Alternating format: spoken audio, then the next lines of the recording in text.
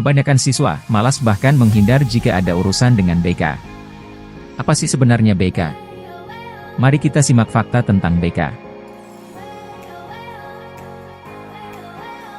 Bimbingan dan konseling itu bukanlah mata pelajaran, melainkan sebuah layanan bantuan yang dilakukan bisa secara individual, kelompok kecil bahkan kelompok besar. Bimbingan adalah proses pemberian bantuan yang dilakukan oleh orang yang ahli kepada seseorang atau beberapa orang individu, agar orang yang dibimbing dapat mengembangkan kemampuannya sendiri dengan memanfaatkan kekuatan diri dan sarana pendukung yang ada, dikembangkan berdasarkan norma-norma yang berlaku. Konseling adalah bantuan yang diberikan kepada individu dalam memecahkan masalah kehidupannya dengan wawancara, dengan cara-cara yang sesuai dengan keadaan individu tersebut, dalam rangka mencapai kesejahteraan hidupnya. Dengan kata lain, bimbingan maupun konseling sama-sama merupakan proses pemberian bantuan. Jika bimbingan adalah proses pemberian bantuan untuk pengembangan diri, sedangkan konseling adalah proses pemberian bantuan untuk menyelesaikan masalah. Dari definisi yang sudah kita ketahui tadi, pengertian bimbingan dan konseling adalah pemberian bantuan dari profesional kepada individu yang merasa memerlukan bantuan, baik untuk pengembangan dirinya sendiri maupun dalam rangka penyelesaian masalah yang sedang ia hadapi dengan memaksimalkan kekuatan dirinya sendiri.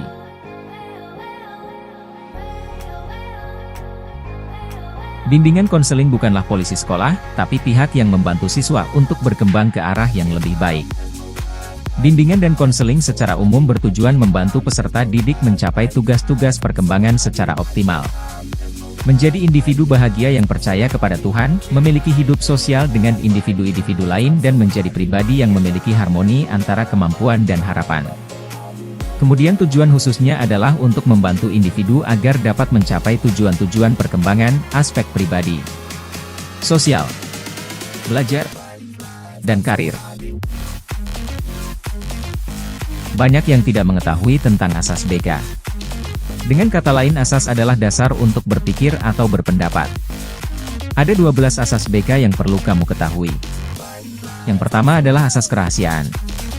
Konselor wajib secara penuh untuk memelihara dan menjaga semua data dan keterangan sehingga kerahasiaan benar-benar terjamin.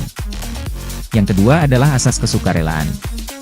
Asas kesukarelaan menghendaki adanya kesukaan dan kerelaan konseli dalam mengikuti, menjalani layanan yang dibutuhkan bagi dirinya. Yang ketiga, asas keterbukaan.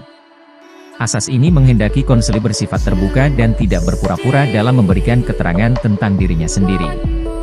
Yang keempat adalah asas kekinian. Asas ini menghendaki agar objek sasaran layanan bimbingan dan konseling adalah masalah konseli dalam kondisinya sekarang. Yang kelima adalah asas kemandirian. Asas ini mengharapkan konseli menjadi individu yang mandiri. Salah satu cirinya adalah mengenal dan menerima diri sendiri dan lingkungannya, serta mampu mengambil keputusan dengan penuh tanggung jawab. Yang keenam adalah asas kegiatan. Asas ini menghendaki agar konseli berpartisipasi secara aktif di dalam penyelenggaraan layanan bimbingan dan konseling. Yang ketujuh adalah asas kedinamisan. Asas yang menghendaki agar isi layanan terhadap sasaran layanan selalu bergerak maju, tidak monoton, dan terus berkembang serta berkelanjutan dari waktu ke waktu. Yang kedelapan adalah asas keterpaduan. Asas yang menghendaki agar berbagai layanan dan kegiatan bimbingan dan konseling saling menunjang, harmonis, dan terpadu. Yang kesembilan, asas kenormatifan. Bimbingan dan konseling tidak boleh bertentangan dengan norma-norma yang berlaku, baik dari norma agama, adat, hukum, ilmu pengetahuan, maupun kebiasaan sehari-hari. Kesepuluh adalah asas keahlian. Asas yang menghendaki agar layanan bimbingan dan konseling yang diselenggarakan atas dasar kaidah-kaidah profesional.